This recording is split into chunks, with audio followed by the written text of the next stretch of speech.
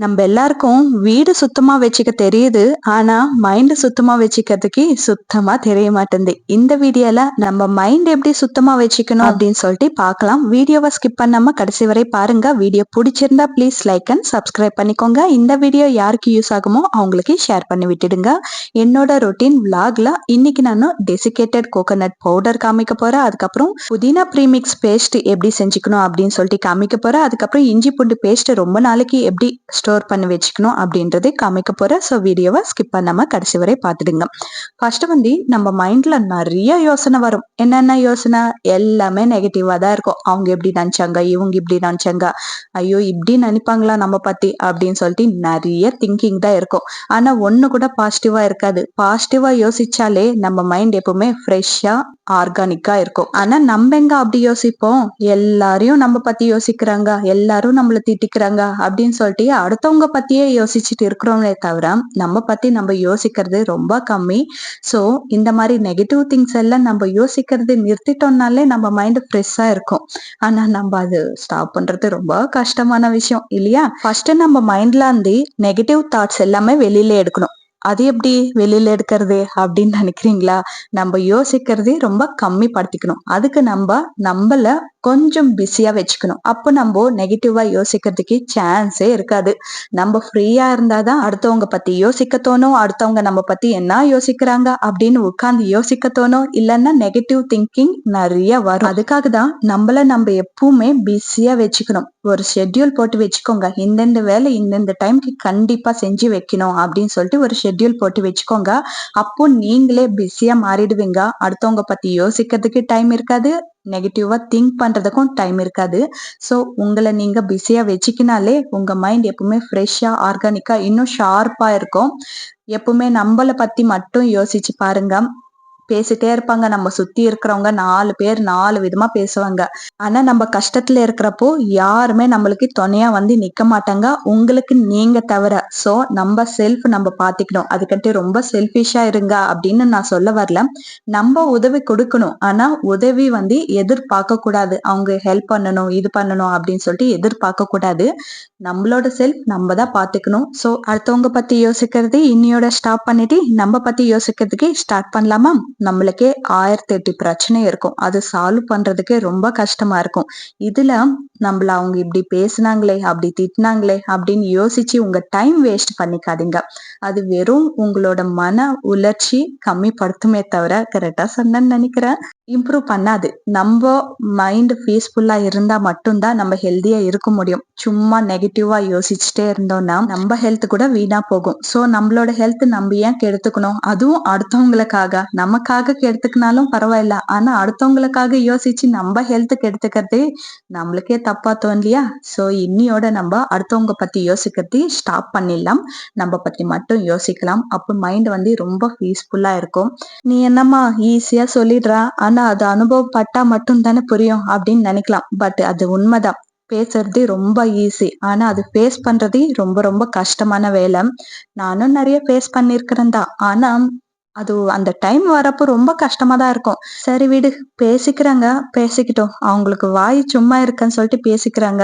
நம்மளுக்கு அந்த டைம் இல்ல. அவங்க பேசுறாங்களே, இப்படி யோசிக்கணுமே அப்படின்னு சொல்லிட்டு உட்கார்ந்து யோசிக்கிற அளவுக்கு நம்மளுக்கு டைம் இல்ல அப்படின்னு நினைச்சிட்டு போயிட்டே இருந்தீங்கன்னா உங்களோட மைண்ட் வந்து கொஞ்சமாச்சு ஹெல்தியா தான் இருக்கும். ரொம்ப கஷ்டம் வந்துச்சுன்னா உட்கார்ந்து அழுதுடுங்க. உங்களோட வேதனை எல்லாம் யார்கிட்டயும் சொல்லாதீங்கன்னா, உங்களோட வேதனை யார்கிட்டாச்சும் சொன்னீங்கன்னா உங்க கஷ்டத்துல இருக்கிறப்போ சும்மா அப்படி ஷோல்டர் மேல கை போடுவாங்க.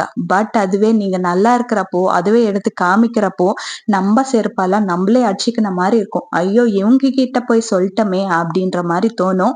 சோ உங்களுக்கு எந்த கஷ்டம் வந்தாலும் நீங்களே உட்கார்ந்து அழுதுடுங்க. உங்களுக்கிட்டயே நீங்க பேசிக்கோங்க. ஆனா யார்கிட்டயுமே ஷேர் பண்ணாதீங்க. உங்களோட கவலை யார்கிட்டயும் ஷேர் பண்ணாதீங்க. சந்தோஷத்தை ஷேர் பண்ணுங்க. மீதி இருக்கிறது ஷேர் பண்ணுங்க. ஆனா உங்களோட கவலை வந்து நீங்களே தீர்த்துக்கோங்க. அது வந்து ரொம்ப டேஞ்சரான விஷயம். நம்ம இப்போ கஷ்டத்துல பேசிடுவோம். அந்த ஆறுதல் வருதுன்னா அந்த கஷ்டத்துல எல்லாருமே பேசிடுவோம். ஐயோ இப்படி ஆச்சு, அவங்களாலதான் இப்படி ஆச்சு அப்படின்னு சொல்லிடுவோம். பட் அதுவே நம்ம நல்லா இருக்கிறப்போ எடுத்து காமிக்கிறப்போ எப்படி இருக்கும்? நம்ம ஆளை பத்தி அவங்க குறைச்சு பேசுறப்போ இன்னும் கஷ்டமா இருக்கும். சோ அதுக்காக தான் சொல்றேன், நீங்களே உட்காந்து நல்லா அழுதுட்டு அவங்கள நல்லா திட்டிக்கோங்க. எவ்வளோ திட்டணுமோ அவ்வளோ நல்லா திட்டிக்கோங்க. இல்ல எந்த இதுவா இருந்தாலும் நீங்களே சால்வ் பண்ணிக்கோங்க. யாருக்கிட்டயும் ஷேர் பண்ணாதீங்க. நீங்க அழுதீங்கன்னா உங்களோட மைண்ட் வந்து ஃப்ரீ ஆயிடும். இல்ல மைண்டுக்குள்ளவே வச்சுக்கினீங்கன்னா அது வந்து மைண்டுக்குள்ளவே இருக்கும். அவங்க அப்படி சொன்னாங்களே, இப்படி சொன்னாங்களே, இப்படி சொன்னாங்களே அப்படின்னு சொல்லிட்டு. ஸோ மைண்டுக்குள்ள வச்சுக்காதீங்க. ரொம்ப கஷ்டமா தோணுச்சுன்னா அழுதுடுங்க, அப்படியே திட்டிடுங்க, எல்லாம் பண்ணுங்க. ஆனா யார்கிட்டயும் ஷேர் பண்ணாதீங்க. கொஞ்சம் பைத்தியக்காரத்தனமா தான் இருக்கும் இது. ஆனா இதுதான் ரியாலிட்டி. நான் இதுதான் ஃபாலோ பண்றேன். ஸோ உங்களுக்கும் அதுதான் ஷேர் பண்றேன். புடிச்சா ட்ரை பண்ணுங்க. ஏன்னா நான் மோஸ்ட்லி எந்த கஷ்டம் இருந்தாலும் யாருக்குமே ஷேர் பண்ண மாட்டேன். அது ஹஸ்பண்ட் மேல கோவமா இருந்தாலும், அம்மா மேல கோவமா இருந்தாலும், மாமியார் மேல கோவமா இருந்தாலும் யாருக்குமே ஷேர் பண்ண மாட்டேன். அந்த கஷ்டத்துல ஷேர் பண்ணணும் அப்படின்னு தான் தோணும். ஆனா நம்ம கொஞ்சம் ரியலைஸ் ஆயிட்டு அவங்க கிட்ட நல்லா இருக்கிறப்போ மறுபடியும் அந்த பேச்சு நம்ம காதுக்குள்ள வந்துச்சுன்னா எவ்வளோ கஷ்டமா இருக்கும். ஸோ அதுக்காக தான் எந்த கஷ்டம் வந்தாலும் யார்கிட்டயும் ஷேர் பண்ணாம நானே உட்காந்து அழுதுடுவேன். இல்ல மனசுக்குள்ள இல்லைன்னாலும் டைரக்டாவும் யாரும் வீட்ல இல்லாதப்ப திட்டிப்பேன். அவங்கள ஏன் இப்படி பண்றாங்க அப்படின்னு சொல்லிட்டு நிறைய திட்டிப்பேன். ஆனா யார்கிட்டயும் ஷேர் பண்ண மாட்டேன். அப்படி திட்டுறதுனால, அழுவுறதுனால பாதி வலி வந்து கம்மியாயிடும். இல்லையா டைரக்டா போயிட்டு நீ இப்படி பண்ண எனக்கு கொஞ்சம் கஷ்டமா தான் இருந்துச்சு அப்படின்னு சொல்லிட்டு கோவமா எல்லாம் கேட்க மாட்டேன். சிரிச்சுட்டே தான் கேட்டுட்டு வந்துடுவேன். என் காதுக்கு வந்துச்சு நீ இப்படி என்னை பத்தி பேசியிருக்கிற. பட் நீ இப்படி பேசுறதுனால எனக்கு ரொம்ப கஷ்டமா இருந்துச்சு அப்படின்னு சொல்லிட்டு சிரிச்சுட்டே கேட்டுட்டு வந்துடுவேன். கோவமா கேட்டோம்னா அது வேற மாதிரி போகும் இல்லையா? சோ அதுக்காக தான் இந்த மாதிரி பேசிடுவேன். சோ இப்படி பண்றதுனால நம்ம மைண்ட்ல நிறைய வந்து நெகட்டிவ் தாட்ஸ் வந்து வராது. இல்ல அது நானும் மனசுக்குள்ள வச்சுக்கிட்டு என்னை எப்படி எப்படி சொல்லலாம் அப்படின்னு சொல்லிட்டு நினைச்சிட்டே இருந்தேன்னா அது பெருசாயிட்டு அவங்க மேல வெறுப்பு வர மாதிரி ஆயிடுமே தவிர நம்ம எதுவுமே பண்ண முடியாது. நம்மளுக்கு இருக்கிறதே ஒரே ஒரு வாழ்க்கை. நம்மளை சுத்தி இருக்கிறவங்களுக்கு நம்மளுக்கு கிடைச்ச வரம் அப்படின்னு தான் நினைக்கணும். அது யாரா இருக்கட்டும், அம்மா அப்பா, மாமியார் மாமனார், ஹஸ்பண்ட், பசங்க எல்லாருமே இந்த லைஃப்ல மட்டும்தான் கிடைப்பாங்க. அடுத்த ஜென்மத்துல நம்ம பொறப்போமோ பொறக்க மாட்டோமோ, இல்ல நாயா பொறப்போமோ எப்படி பொறப்போமோ, ஆனா இவங்க எல்லாம் நம்மளுக்கு கிடைக்க மாட்டாங்க இல்லையா? சோ சொந்தத்தை யார்கிட்டயும் விட்டு கொடுக்க கூடாது. First point. எனக்கு தெரிஞ்சது, நான் அனுபவம் பட்டது உங்க கூட ஷேர் பண்ணிக்கிறேன். உங்களுக்கு கொஞ்சம் மென்டல் மாரி தான் தோணும் என்னோட பேச்சு. பட் அதுதான் ரியாலிட்டி அப்படின்னு நான் நம்பிட்டு இருக்கிறேன். உங்களுக்கு எப்படி தோணுதுன்ட்டு கண்டிப்பா கமெண்ட்ல சொல்லிடுங்க. அதுக்கப்புறம் நெகட்டிவ் தாட்ஸ் வரக்கூடாது அப்படின்னு சொல்லிட்டு, நிறைய யோசிக்க கூடாது அப்படின்னு சொல்லிட்டு, அடுத்தவங்க மேல கஷ்டம் இருந்தா நீங்களே உட்கார்ந்து அழுதுடுங்க அப்படின்னு சொல்லிட்டு, ஏதாச்சும் ரொம்ப கஷ்டமா இருந்தா டைரக்டா போய் கேட்டுடுங்க அப்படின்னு சொல்லிட்டேன். இப்பவே உங்களோட மைண்ட் வந்து பாதி ரிலாக்ஸ் ஆகும் இல்லையா? அதுக்கப்புறம் ஒர்க் ப்ரெஷர். நிறைய ஒர்க் இருக்கு. இன்னைக்கு முடிச்சே ஆகணும் அப்படின்னு நிறைய ஒர்க் இருக்கும். கண்டிப்பா எல்லார் லைஃப்ல இருக்கும் அந்த மாதிரி.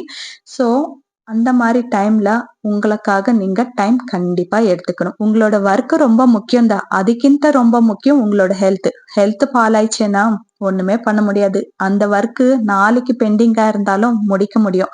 நீங்க நல்லா இருந்தா. அதுவே உங்களுக்கு ஏதாச்சும் ஒண்ணானா அந்த ஒர்க் எப்பவுமே பண்ண முடியாம போயிடும் இல்லையா? சோ ரொம்ப ஜாஸ்தி ஒர்க் ஒரே நாள் வச்சுக்காம கொஞ்சம் கொஞ்சமா பினிஷ் பண்றதுக்கே பாருங்க. அப்படி ரொம்ப டைட்டா இருக்கு அப்படின்னு நினைச்சாலும் நீங்க ரிலாக்ஸா யோசிச்சு அதை டிவைட் பண்ணி 2 நாளா வச்சுக்கோங்க.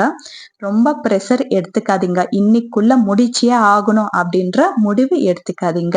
அது உங்களோட மைண்டுக்கு வந்து ரொம்ப ப்ரெஷர் கொடுக்கும். அது ப்ரெஷர் கொடுத்துச்சுன்னா என்னென்ன ஆகும் அப்படின்னு சொல்லிட்டு நான் சொல்ல வேண்டிய அவசியம் கிடையாது. நிறைய பேருக்கு ப்ரெஷர் இல்லாமலே சும்மா பிபிக்காகவே மைண்ட் டெட் ஆயிட்டு ரொம்ப நாள் கோமால இருந்து கூட வந்திருக்கிறாங்க. சோ அந்த மாதிரி ப்ரெஷர் எல்லாம் எடுத்துக்காதீங்க. நீங்க நல்லா இருந்தா எத்தனை வேலையா இருந்தாலும் எத்தனை நாள் வேணும்னாலும் செஞ்சுக்கலாம். சோ நீங்க ஒர்க் ப்ரெஷர் மட்டும் மைண்டுக்கு எடுத்துக்கவே எடுத்துக்காதீங்க. வீக் ஃபுல்லா டென்ஷன் பண்ணிட்டு உங்களோட வேலை பத்தியே யோசிச்சுட்டே இருந்தீங்கன்னா உங்களுக்கு ரொம்ப ப்ரெஷர் ஜாஸ்தி ஆயிடும். ஸோ வீக்லி ஒன்ஸ் கண்டிப்பா உங்களுக்காக ரெஸ்ட் தேவைப்படுது. அதுக்காக தான் கவர்மெண்ட்ல ரூல்ஸ் போட்டு இருக்கிறாங்க. சண்டே கம்பல்சரி லீவ் கொடுக்கணும் அப்படின்னு சொல்லிட்டு. ஆனா சில பேருக்கு லீவே கிடைக்காது. அதுல மெயினா ஹவுஸ் ஒய்ஃப்க்கும் எப்பவுமே லீவ் கிடைக்காது. ஒரு பண்டிகை வந்தாலும் லீவ் கிடைக்காது, ஒரு ஃபெஸ்டிவல் வந்தாலும் லீவ் கிடைக்காது. ரெண்டுமே ஒண்ணு தானே. சாரி, ஒரு சண்டே வந்தாலும் லீவ் கிடைக்காது, எந்த ஃபங்க்ஷனா இருந்தாலும் லீவ் கிடைக்காது. எப்பவுமே வேலை வேலை வேலைன்னு சொல்லிட்டு வேலை செஞ்சுட்டே இருக்கிறது. பிசினஸ் மேன் விட ஜாஸ்தி ஹவுஸ் ஒய்ஃப்ஸ் தான் வேலை செஞ்சுட்டே இருக்கிறாங்க லீவ் எடுக்காம அப்படின்னு நான் சொல்வேன். என்ன சொல்றீங்க? கரெக்டா இல்லையா? கண்டிப்பா கமெண்ட்ல சொல்லுங்க. கண்டிப்பா நம்ம ஹவுஸ் ஒய்ஃப்ஸ் ஒரு நாளாச்சு லீவ் எடுத்துக்கணும். பட் லீவ் கிடைக்காதுதான். ஒரு நாள் நம்மளுக்கு எல்லா வேலையும் கொஞ்சம் சீக்கிரமா செஞ்சுட்டு ஒரு நாள் ஃபுல்லா வேற எந்த ஷெட்யூல் போட்டு வச்சுக்காம ஃப்ரீயா இருங்க. வீக்லி ஒன்ஸ் அது எந்த நாளா இருந்தாலும் ஒரு நாள் உங்களுக்காக ஃப்ரீயா இருங்க. சமையல் வேலை கண்டிப்பா இருக்கும், அது செய்யாம இருக்க முடியாது. இந்த சமையல் வேலை, வீடு கிளீனிங் இதெல்லாமே கொஞ்சம் ஃபாஸ்டா காலையில செஞ்சுட்டு அன்னைக்கு ஃபுல்லா வேற எந்த வேலையும் வச்சுக்காம ஒரு நாள் ஃபுல்லா உங்களுக்காக நீங்க ரெஸ்ட் எடுத்தீங்கன்னா மட்டும்தான் உங்க வீட்டுக்குள்ள இருக்கிற எல்லாரையும் நீங்க பார்க்க முடியும். அது இல்ல நான் எல்லா வேலையும் நான் எல்லா நாளும் செஞ்சுட்டே இருப்பேன் அப்படின்னு நினைச்சீங்கன்னா உங்களை நீங்க ரொம்ப டயர்ட் படுத்திக்கிறீங்க. ரொம்ப ஸ்ட்ரெஸ் ஆயிட்டு பசங்க மேல கத்துறது, ஹஸ்பண்ட் மேல கத்துறது, மாமியார் மாமனார் மேல கத்துறது இந்த மாதிரி இருக்கும். ஸோ அதுக்காக தான் ஒரு நாள் கண்டிப்பா நீங்க ரெஸ்ட் எடுத்துக்கோங்க. அது எந்த நாள் உங்களுக்கு கன்வீனியன்ட்டா இருக்கும் அப்படின்னு சொல்லிட்டு நோட் பண்ணி வச்சுக்கோங்க. தப்பே இல்லை. நம்மளுக்கு எந்த நாள்ல கொஞ்சம் கம்மியா வேலை இருக்கு அப்படின்னு சொல்லிட்டு பார்த்து நோட் பண்ணி வச்சுக்கோங்க. அந்த நாள் நீங்க ஃப்ரீயா ரெஸ்ட் எடுத்துக்கோங்க. நம்ம வீட்டு வேலையை எப்படி ஷெட்யூல் போட்டு வச்சுக்கணும் அப்படின்னு சொல்லிட்டு ஒரு வீடியோ மேக் பண்ணியிருக்கிறேன். ஸோ உங்களுக்கு இன்ட்ரெஸ்ட் இருந்துச்சுன்னா டிஸ்கிரிப்ஷன்ல லிங்க் கொடுப்பேன். இல்லைன்னா நம்ம சேனல் விசிட் பண்ணி பார்த்தீங்கன்னாலே உங்களுக்கு வீடியோ தெரியும். ஸோ அந்த வீடியோ பார்த்தீங்கன்னா இன்னும் கொஞ்சம் உங்களுக்கு ஹெல்ப்ஃபுல்லா இருக்கும். ரொம்ப ப்ரெஷரா இருக்கிறப்போ ஒரு 10 நிமிஷம் கவுண்ட் டவுன் பண்ணுங்க. 1 2 3 கவுண்ட் பண்ணாலும் பரவாயில்ல, இல்ல சும்மா அப்படியே ரிலாக்ஸ் ஆனாலும் பரவாயில்ல. ஏன்னா ரொம்ப ப்ரெஷரா இருக்கிறப்போ ரொம்ப கோவம் வரும், ரொம்ப வார்த்தை விட்டுடுவோம். ஸோ இது எல்லாமே தாண்டி நம்ம என்னென்ன பேசுறோம் அப்படின்னு சொல்லிட்டு நம்ம மைண்டுக்கே தெரியாம நம்ம வாய்க்கே தெரியாம பேசிட்டு இருப்போம். ஸோ அதுக்காக தான் ரொம்ப ப்ரெஷரா இருக்கு, ரொம்ப மைண்டு ரெஸ்ட்லெஸ்ஸா இருக்கு அப்படின்னு நினைச்சீங்கன்னா கண்டிப்பா கண்ணு மூடிட்டு ஒரு 1/2 கூட நீங்க ரெஸ்ட் எடுத்துக்கிட்டு அதுக்கப்புறம் பேசுங்க. இல்ல அவ்வளோ டைம் இல்லைன்னா ஒரு 10 செகண்ட்ஸ் 1 to 10 வரைக்கும் கவுண்ட் பண்ணிட்டு அதுக்கப்புறம் பேசுங்க. உங்களோட கோவம் குறையும், உங்களோட மைண்ட் ஷார்ப்பா வேலை செய்யும். இல்லைன்னா கோவத்துல நிறைய வார்த்தை விட்டுடுவோம். அதுக்காக தான் நம்ம எக்ஸசைஸ், வாக்கிங் இல்ல மெடிடேஷன் இந்த மாதிரி டெய்லி ரொட்டீன்ல ஆட் பண்ணிக்கணும்னா நம்ம மைண்ட் கொஞ்சம் ரிலாக்ஸா இருக்கும். அதே விதமா நம்ம பேசுற விதமும் மாத்திக்கணும். ரொம்ப கத்தி கத்தி பேசுறவங்களா இருந்தா கொஞ்சம் காமா பேசுறதுக்கு ட்ரை பண்ணணும். கோவம் வருந்தா, எல்லாருக்குமே கோவம் வருந்தா. ஆனா அதுவும் மேனேஜ் பண்ணிட்டு பேசுறாங்க பாரு, அவங்கதான் கெத்து. எனக்கு தெரிஞ்சு கோவம் வருதுன்னு சொல்லிட்டு அடுத்தவங்க மேல தப்பே இல்லைன்னாலும் கோவப்பட்டு பேசுறது முட்டாள்தனம். கோவம் வந்தாலும் அது மேனேஜ் பண்ணிட்டு எதுக்காக நம்ம இவங்க மேல இப்ப கோவப்படணுமா அப்படின்னு சொல்லிட்டு மேனேஜ் பண்ணிட்டு அந்த கோவத்தை எல்லாம் கம்மி பண்ணிட்டு பேசுறாங்க பாரு, அவங்கதான் சூப்பர் அப்படின்னு நான் சொல்லுவேன். இந்த மாதிரி சின்ன சின்ன விஷயத்தெல்லாம் நம்ம சேஞ்ச் பண்ணிக்கினாலே நம்ம மைண்ட் எப்பவுமே நீட்டா இருக்கும், ஆர்கனைஸா இருக்கும். ஸோ நம்ம மைண்டுக்குள்ள இருக்கிற டஸ்ட் எல்லாமே ரிமூவ் பண்ணி ஃப்ரெஷ்ஷா இன்னையோட ஸ்டார்ட் பண்ணலாமா? நல்லா இருக்கும். நம்மளை பத்தி மட்டும் யோசிங்க, யார் பத்தியும் கவலை வச்சுக்காதீங்க.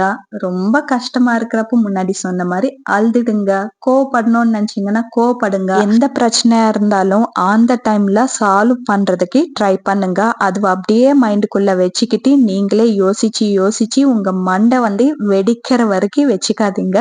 ஸோ இந்த மாதிரி சின்ன சின்ன டிப்ஸ் ஃபாலோ பண்ணாலே நம்ம மைண்ட் எப்பவுமே நீட்டா இருக்கும். ஐ ஹோப் இந்த வீடியோ உங்களுக்கு பிடிச்சிருக்கும் அப்படின்னு தான் நான் நம்புறேன். பிடிச்சிருந்தா ப்ளீஸ் லைக் பண்ணிட்டு கமெண்ட்ல சொல்லுங்க வீடியோ எப்படி இருக்கு என்னன்னு சொல்லிட்டு. இப்போ என்னோட ரொட்டீன் vlog பத்தி பேசுறேன். நான் முன்னாடியே சொல்லிட்டேன் இல்லைங்களா, டெசிகேட்டட் கோகோனட் பவுடர் செஞ்சிருக்கிறேன். வீட்டிலவே இந்த மாதிரி ஈஸியா செஞ்சுக்க முடியும். அதுக்கப்புறம் கோகோனட் ரிமூவ் பண்றது ரொம்ப கஷ்டமான வேலை. ஒரு வாட்டி கை கூட கட் ஆயிடும். ஸோ அதுக்காக தான் இந்த டிப்பு காமிக்கிறேன். இன்னொரு டிப்பு கூட சொல்றேன். நம்ம நார்மலா தேங்காய் உடைச்சிட்டு ஃப்ரீஜருக்குள்ள வச்சு எடுத்தோம்னா ஈஸியா ரிமூவ் ஆகும் அப்படின்னு சொல்லியிருக்கிறாங்க. பட் நான் இது வரைக்கும் ட்ரை பண்ணது கிடையாது. இந்த டிப் நான் ட்ரை பண்ணிருக்கிறேன். ஸோ எனக்கு இது யூஸ்ஃபுல்லா தான் தோணுது. ஒரு 5 நிமிஷம் இந்த மாதிரி ஸ்டீம் பண்ணி எடுத்துக்கணும்னா ஈஸியா ரிமூவ் பண்ண முடியும். கை எங்கேயும் அடிபடாம ஈஸியா ரிமூவ் ஆயிடும். ஸோ சூடா இருக்கிறப்போ ரிமூவ் பண்ணாம கொஞ்சம் ஆறுன பிறகு ரிமூவ் பண்ணிக்கோங்க. அதுக்கப்புறம் இந்த மாதிரி துருவிட்டு ஃப்ரை பண்ணி வச்சுக்கணும்னா டெசிகேட்டட் கோகோனட் பவுடர் ரெடி ஆயிடும். அதுக்கப்புறம் புதினா வாங்கிட்டு வச்சுப்போம். ஆனா அந்த புதினா கிள்ளி கூட வச்சுப்போம். ஆனா அது அழியிற வரைக்கும் எதுவுமே பண்ண மாட்டோம் இல்லையா? ஸோ அதுக்காக தான் புதினா வாங்கிட்டு வந்தப்போ இந்த மாரி ப்ரீமிக்ஸ் பவுடர் செஞ்சு வச்சுக்கணும்னா, ஈஸியா வந்து ரைஸ்ல மிக்ஸ் பண்ணி குடுக்கலாம். அது கூட எப்படின்னு சொல்லிட்டு இந்த வீடியோல இருக்கும்.